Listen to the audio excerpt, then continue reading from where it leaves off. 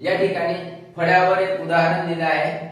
एक लंबचौरस शेताची लांबी 80 मीटर आणि रुंदी 60 मीटर आहे, तर त्या शेताची परिमिती किती असेल?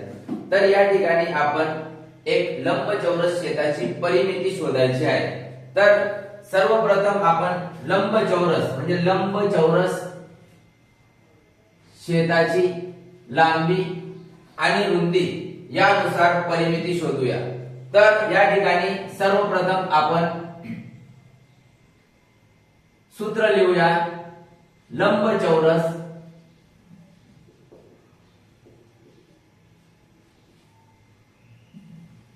लंबचौरसाची परिमिती,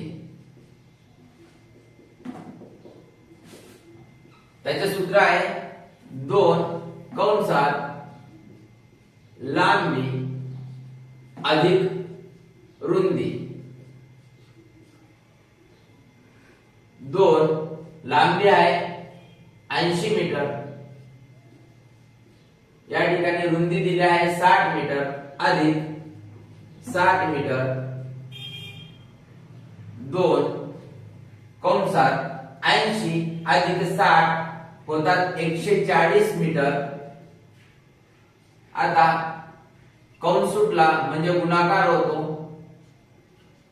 2 गुणिले 140 मीटर बरोबर या ठिकाणी आपल्याला लंबचौरसाची परिमिती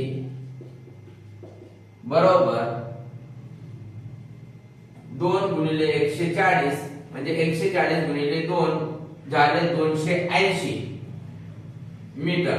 म्हणजेच आपल्याला या ठिकाणी लंबचौरसाची परिमिती भेटेल 140 मीटर। तर आपल्याला लंबचौरस शेताची परिमिती आपल्याला सापडली, ती आहे 280 मीटर। या ठिकाणी आपल्याला मीटर म्हणजे ज्या एकम मध्ये ते उदाहरण दिले आहे ते उदाहरण त्या एकम मध्ये लिहायला आवश्यक आहे।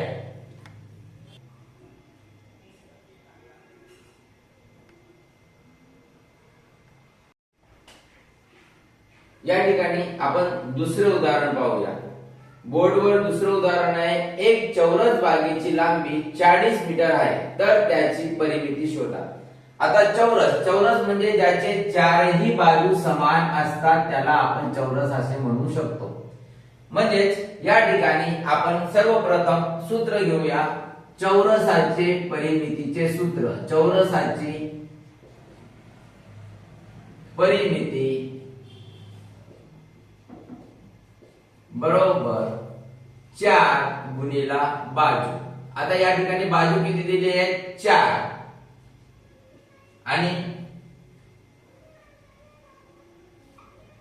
त्या बाजूची लांबी किती दिली आहे? 40 मीटर।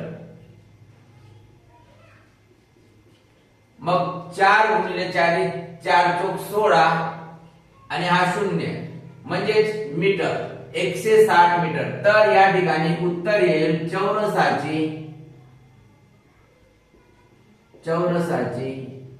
परिमिती बरोबर 160 मीटर। म्हणजेच आपल्याला या चौरस बागेची परिमिती 160 मीटर आहे असे सांगता येईल।